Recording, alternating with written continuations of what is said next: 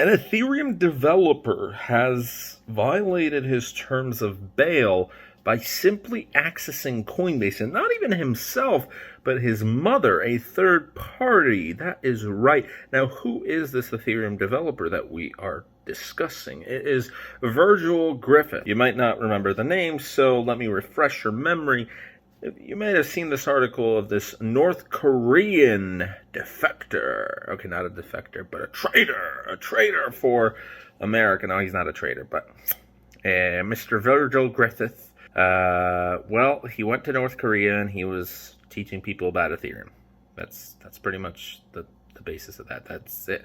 But it was a big no-no because he didn't get approval from the government, and since he decided to go regardless, he has been now facing years of consequences. So Virgil Griffith most recently has been taken into custody after a federal judge found out that he had violated the terms of his bail. Griffith is a researcher with the Ethereum Foundation. He's been charged with conspiracy to violate the International Emergency Economic Powers Act, and federal authorities believe Griffith assisted North Korea's efforts to launder money via cryptocurrency to avoid U.S. sanctions.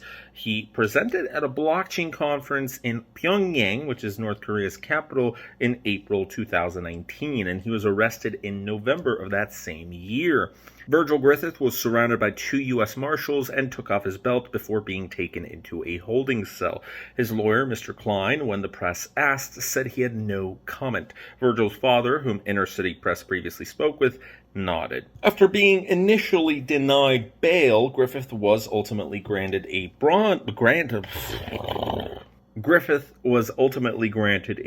order of $1 million at the end of December 2019.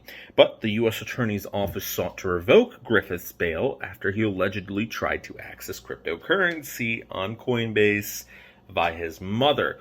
He'd been granted bail on condition that he would not have any access to his accounts, and he'd remain under house arrest with his parents in Alabama. Now, Griffith's attorney argued it was a misunderstanding and that the developer, Mr. Virgil Griffith, he is a PhD graduate from the California Institute of Technology. He did his thesis on computation and neural systems, and Griffith's attorney is arguing that he wouldn't have needed help from his mother. It was just a misunderstanding. Now, Judge Castile of the U.S. District Court for the Southern District of New York wasn't having it. He cited the expanding price of Ethereum since bond was first set as a possible reason for Griffith to risk touching his accounts.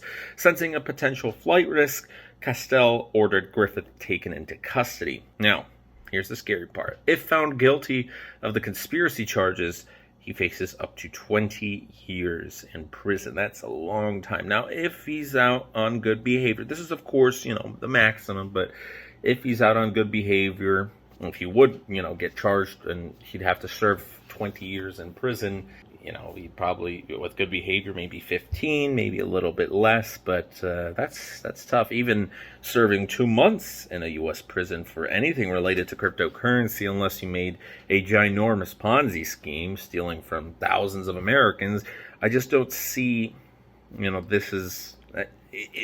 maybe it was all a big misunderstanding. We don't know. We weren't there in North Korea. There's plenty of American tourists that go there, and at their own risk, of course. So risk from the U.S. government thinking that you are a traitor, and risk from the North Korean government wanting to lock you up if you break their law, even if it's a mistake, as some U.S. tourists have found out the hard way. Even something as simple as ripping down the poster of their president. Well, you always have to respect the laws of any country that you travel to. And just because you don't know how it works over there, it doesn't excuse you from it. And I know that sounds harsh, but especially out of all the places on this planet, North Korea is one of those where you should do a fair bit of research on. Now, this wasn't the case this time. He was invited there to present for a conference, and, like most other people promoting cryptocurrency, I'm sure he was paid, first of all, handsomely for it, and second of all, it's always good to promote cryptocurrency. You want to spread the good word. So, I don't know. What do you guys think about the situation? Do you think he's a traitor? We don't know the full details. Maybe he did help betray America. Maybe he didn't. We can't be the judge of that. We have to leave it up to the real judges. Now, 20 years, that's pretty harsh. Even if he did help, that's pretty harsh. I mean, you compare the same sentence, the same crimes, for example, in Netherlands, in Norway, in Germany, and compare it to America, and you're like, whoa, they're going to serve 75% less time in a better prison, and some of them might even be able to play Xbox and rehabilitate, while here, they might get, I can't say it, but bleep. Yeah, there's a fair risk of you not even emerging out alive from prison over here. So that's that. That's today's video. Thanks so much for watching. I'm so tired. We had an 11-hour shift today, so I'm heading to sleep. See you guys tomorrow.